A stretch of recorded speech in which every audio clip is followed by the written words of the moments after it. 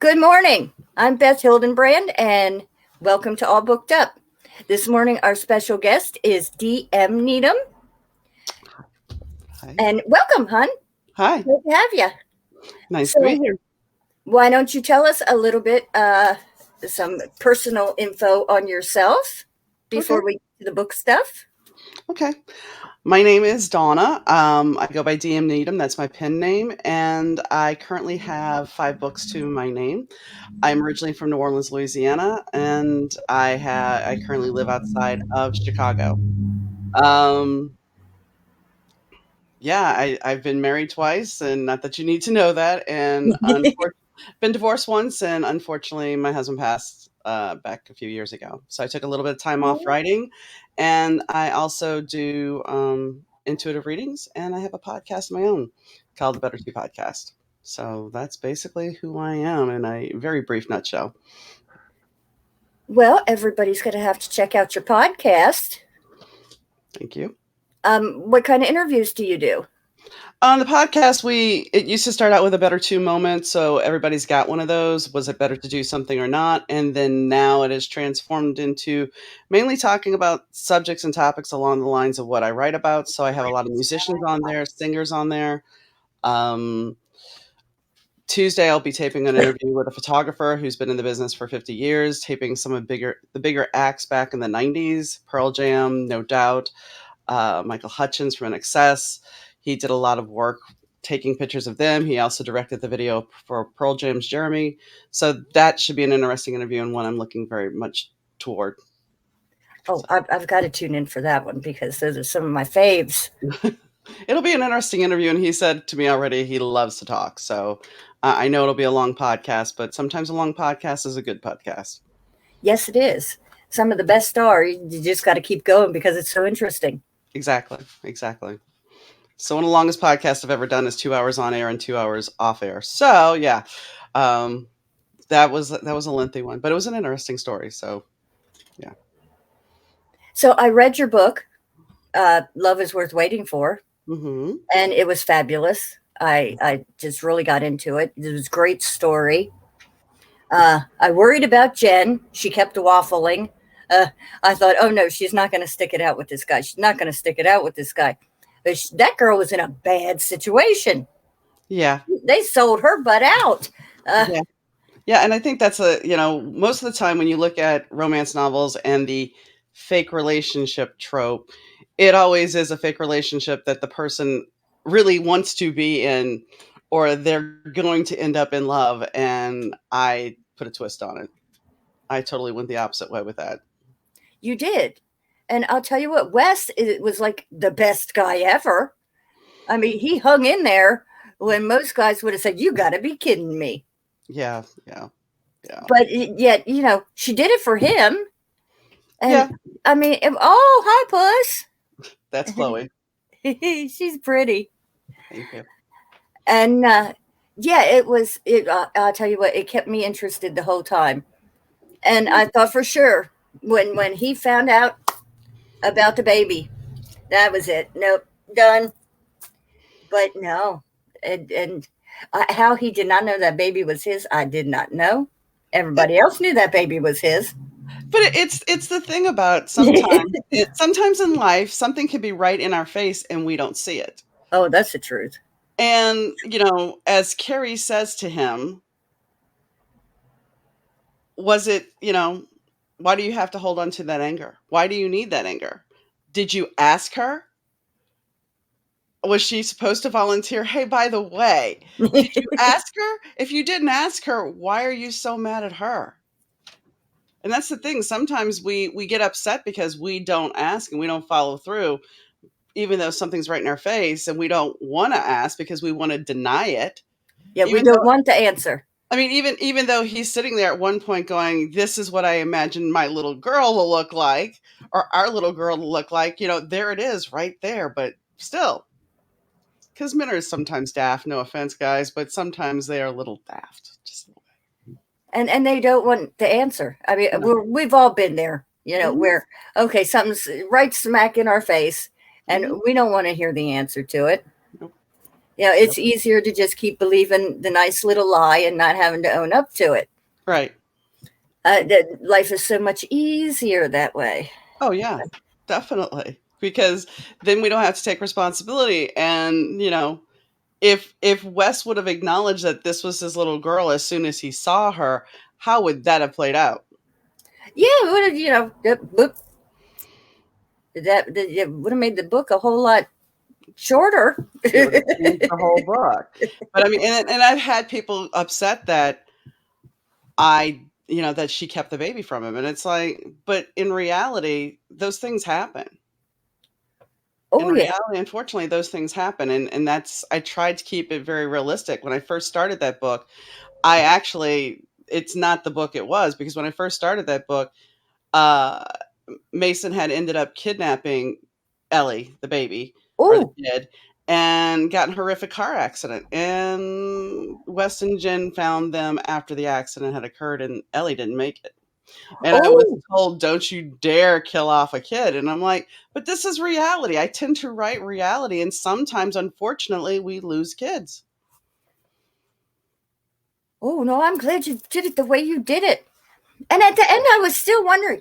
I mean, I'm like, is she going to leave it this way, or is it going to turn out the crazy mother came in, stole the gun, and killed everybody, and Mason was just faking it, or they were just thinking it was Mason? And no, no. But that crazy mother, somebody needed to beat her butt with a switch. I mean, she was just, oh, jeez, she was about as worthless as a human being can be. But here's the thing. So eventually my bigger series ties into this book. Oh, Eventually that ties in, so Wes and Jen are not completely done. And Mason's mom, who looks like the perfect grandmother, who looks like just a little, she's not so nice. Mason is her golden child, and this is why. If I because I've had people say, "Well, why did Mason do this? What was going on? I need that knowledge." And the truth of the matter is Mason did it because he had fallen from grace out of his mother's eyes, and his mother always wanted him to be perfect. And so when he lost that glimmer and he was going to lose her grandbaby, he knew there was no win. So he figured he'd hurt Jen and Wes, he'd take his mom out, and take himself out without taking himself out. aha. So Oh, I'm going to have to read more. So yeah, I mean, I haven't written that, and that's something eventually that the series will tie into, because that's why Nigel is in that book. That is why actually, I should say this: Russell was just a side character. I had no intention of putting Russell any further into my series, but Russell now is a big part in this Fairy Tales and I Love You, and so is Nigel. Nigel and Ava were always a thing. So that's why you see that scene when Nigel and Ava come out of the side, the little balcony out of the office, and Ava's mentioned a couple of times. That's because she is part of the series. I wondered because Russell was a good part of that. I mean, he was very helpful Hmm. to the two of them. Hmm. Had he not stepped in there, No, they'd have been in trouble. but see, that's what happened. So I wrote him, and I had not written this book yet. I wrote My Days with the Dark Muse. That was the first book, and then I wrote that book, and I was stuck. I couldn't write, and I sat down doing character bibles, which is basically what you would do if you were putting together a TV show. You put your places together and everything else. So I was building this, and then Russell was kind of like, "Hey, I got a story for you." I'm like, "Oh boy," because my characters tend to do this. So I sat down in the month of February, wrote 80,000 words between him and Ava, Oh, and I was just like. So yeah, I've got that out. I'm not necessarily going to use that, but Ava and Russell do have a relationship, and Ava and Nigel do have a relationship. So in fact, Ava and Nigel and Russell is all in this book, Fairy Tales and I Love You, and she has to make a decision between if she wants Russell or Nigel. ooh, But we do know, because of Worth Waiting, or Love is Worth Waiting For, we do know that she is in a relationship with Russell, but she was seen kissing Nigel, so oh, heck, hon. Now you got me all. Yeah, I'm gonna have to go back and get that other book. Well, and the interesting thing is, so there's Fairy Tales and I Love You. This is told from Ava's point of view, and then the next book is Love Just Another High, and that is from Nigel's point of view. Mind you, and this my series is not anything like anybody else's series because My Days with the Dark Muse was written as Nigel's journal. And this was set in the 1990s, so kind of going back to the timeline with Jen and Wes, but they're not in that book. But that book is a very dark, hard read. It's not a romance novel. It is not anything. I pulled it from this series and made it a standalone and made this book and the other book where you can read them without reading the other books. It's a choose your own adventure, basically. So if you don't read Fairy Tales and I Love You and you just want the male point of view, you'll get the male point of view. You're not going to get Ava and Russell's story. You'll get Nigel and Ava's story. If you pick this book up, you're going to get Ava, Russell, Ava, Nigel.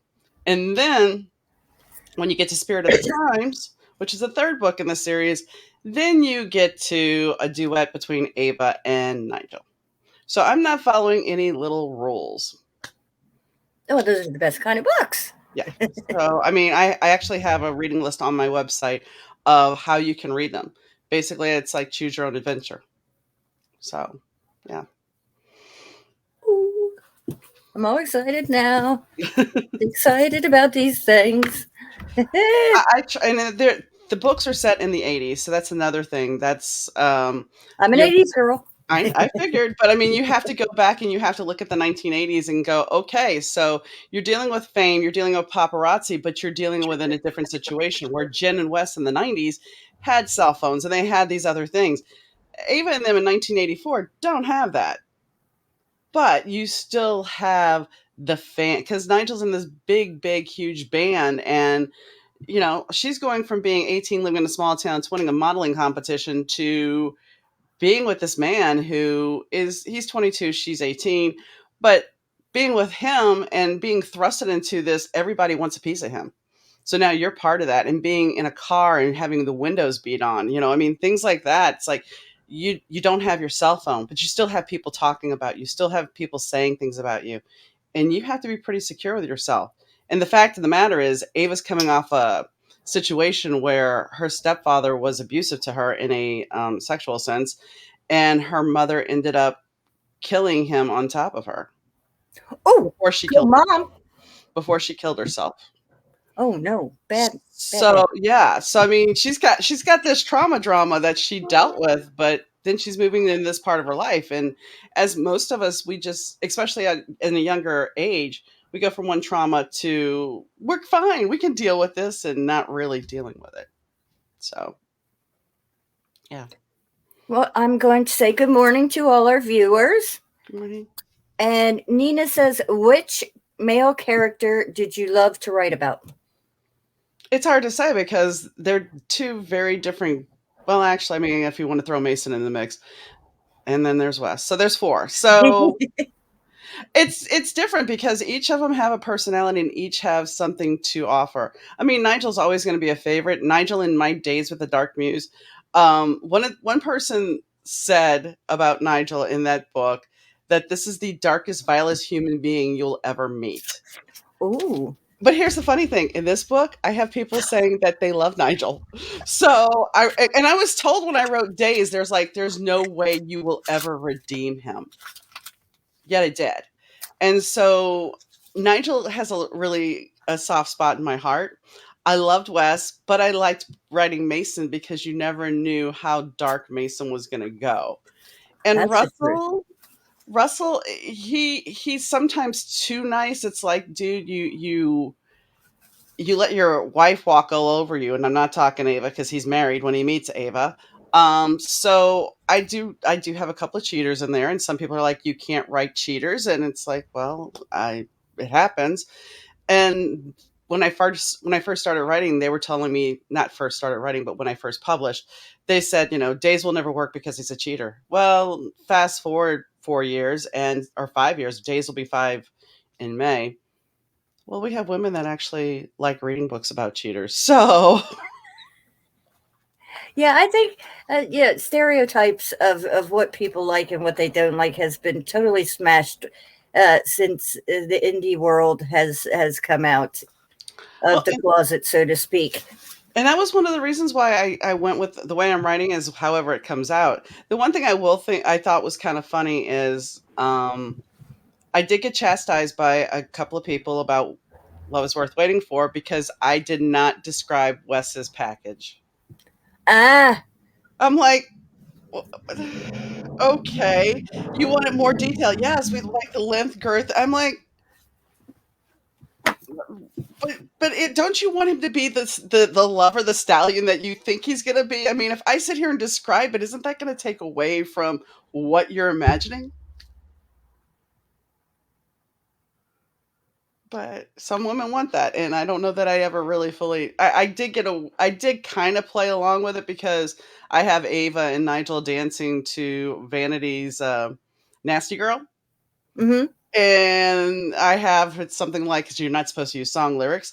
The singer proclaiming that she needs at least 7 inches or more, and Nigel leaning in and saying how many inches he has. So I mean, you kind of find ways around it because to me, if you sit there and describe it, it's just you know, Oh, geez, I put song lyrics in everything. it's actually a big no no. Really? You can get sued for copyright infringement.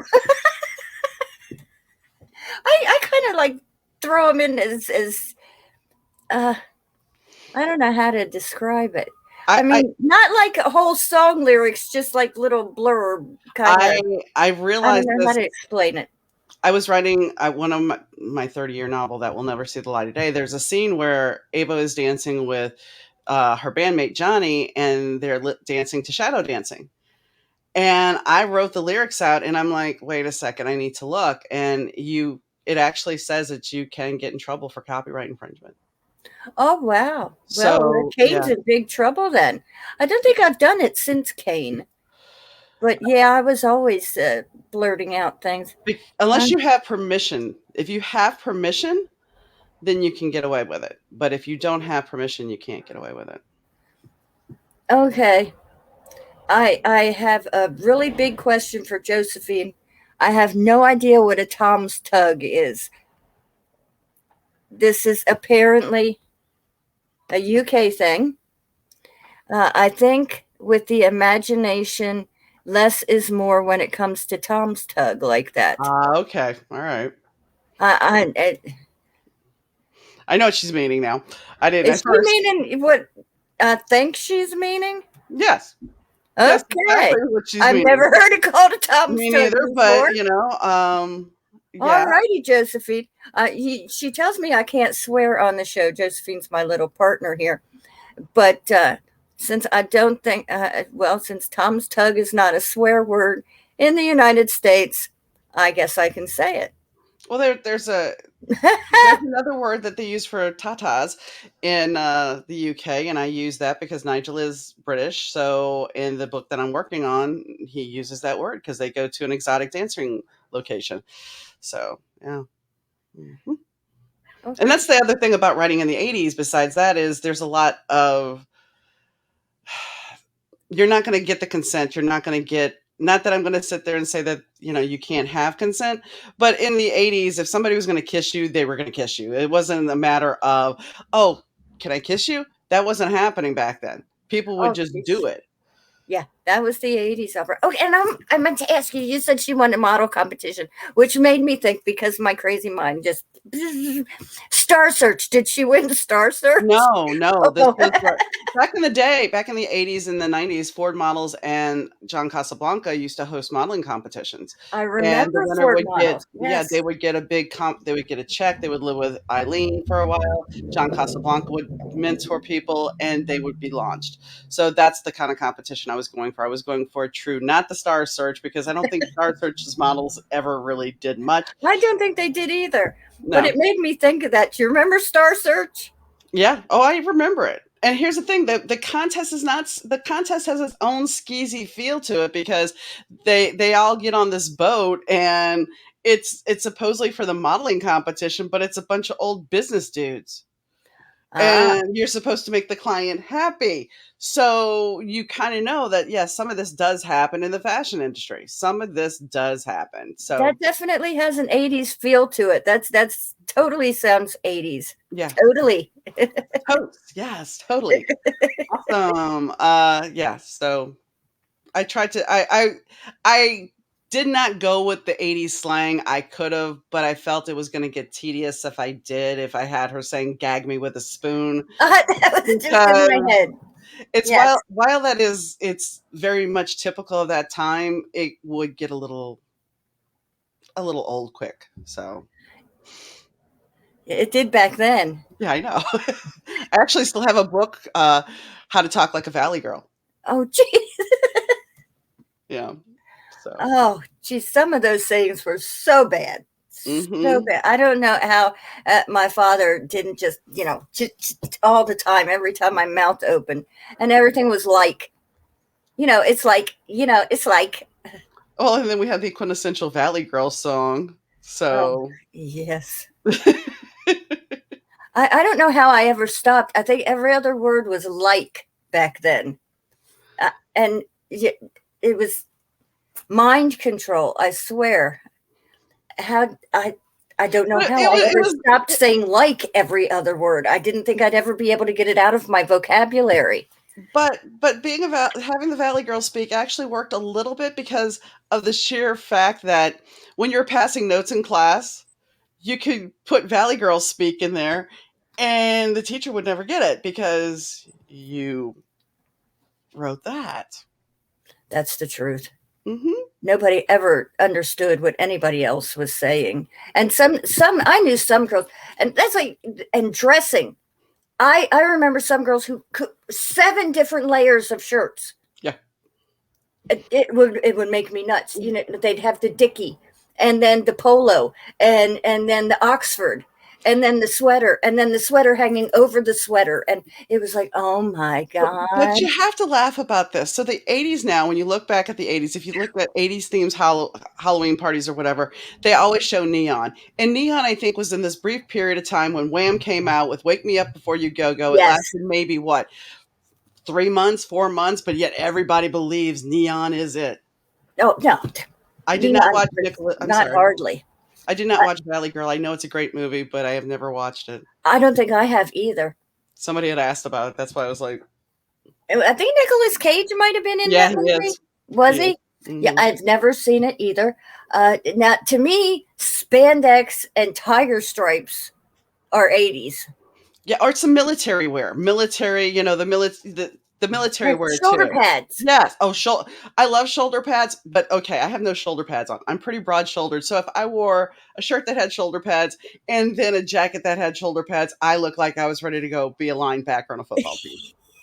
I Well, love I'm it, like but 5 foot tall, okay. barely.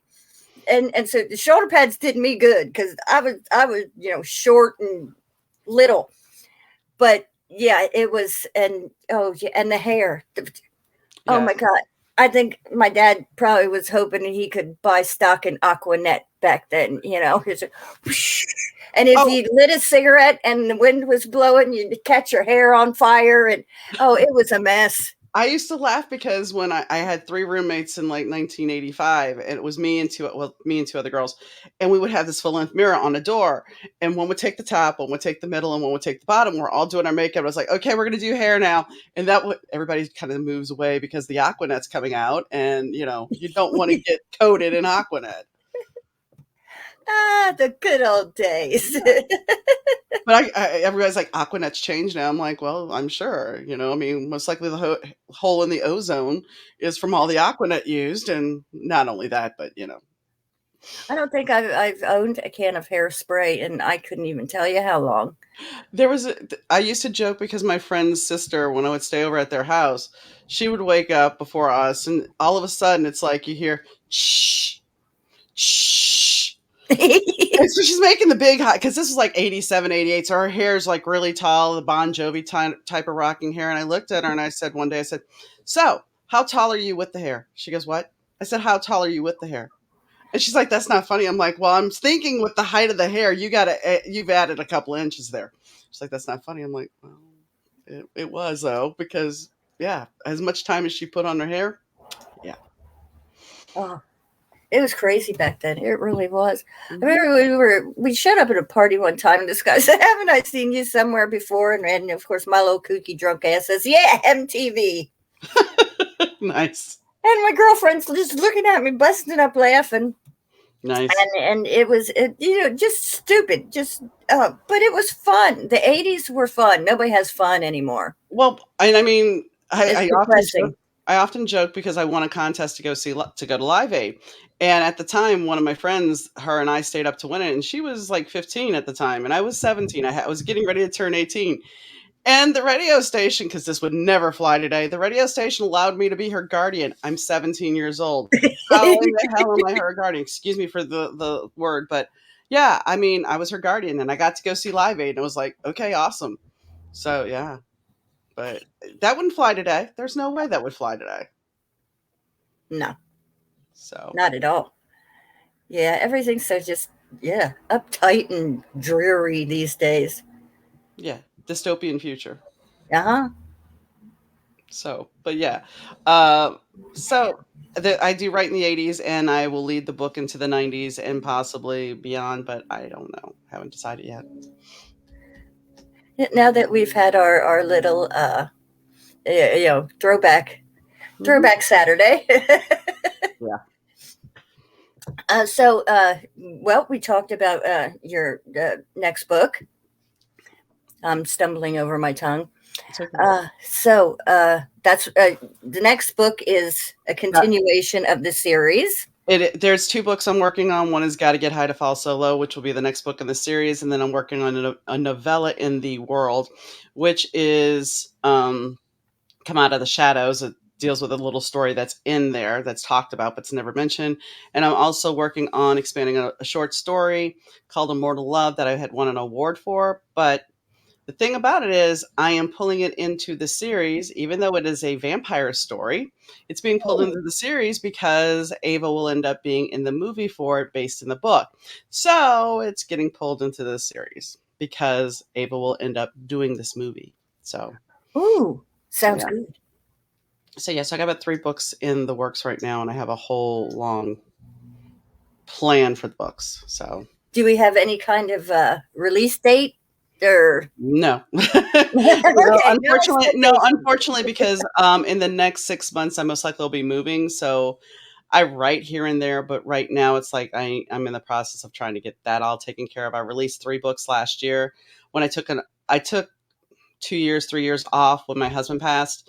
And the thing is, I didn't really take off. I took off from publishing, but I wrote and wrote and wrote and wrote. So now I'm working on putting some more stuff together that I wrote and writing around it and putting it, because I tend to write whenever inspiration happens. And if I use a scene, I use it. And if I don't, I don't. So All right, sounds good. thank you. And no, I don't know how many books they're going to be in the series. I have no idea.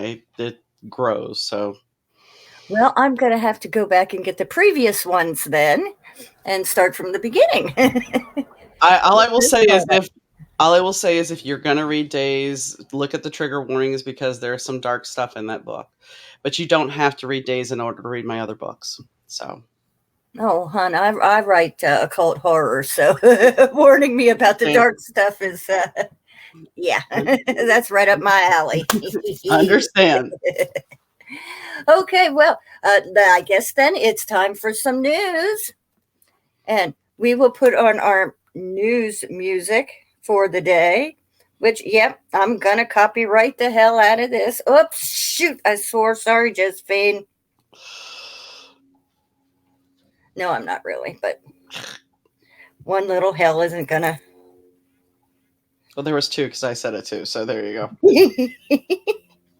Okay, here we go. And this is for you because they were always there was he was always well, always and forever was their little thing in the book.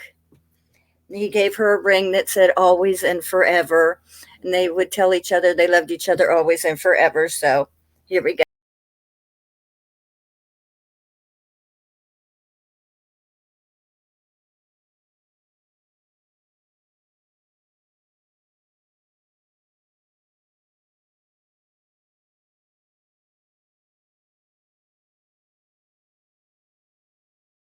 Now we've done that.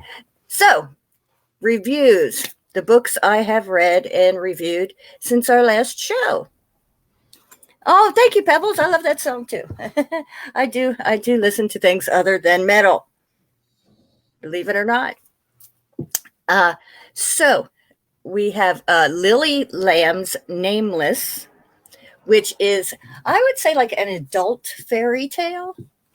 And it was amazing. I enjoyed it. It was a quick read.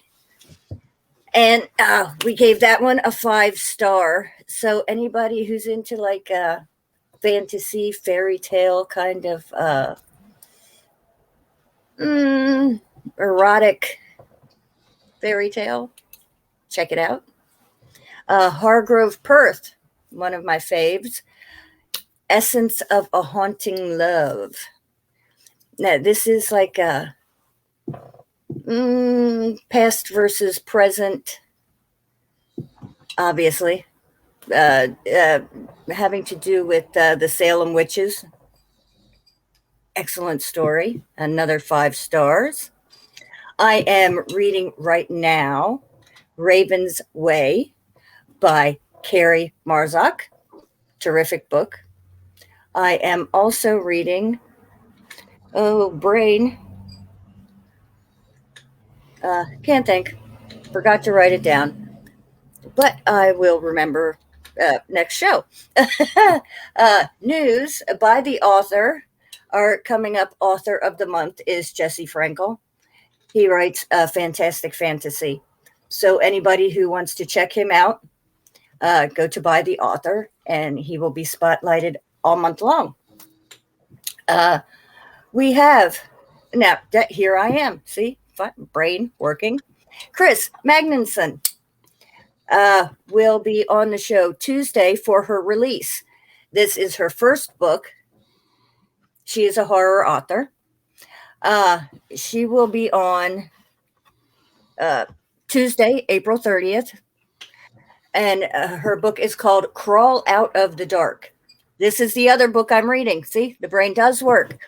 It is, I'm halfway through it, and it is, well, all it promises to be. And with a title like Crawl Out of the Dark, that bites you right in the, it gooses you, and it's pretty good so far.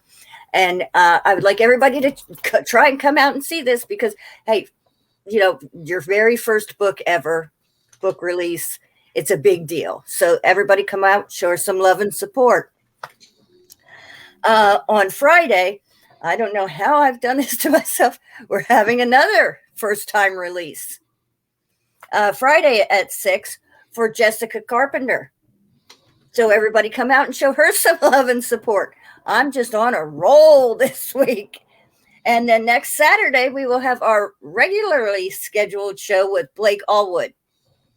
So I'm just going to be here talking to everybody all week. Ain't no rest for the wicked, people.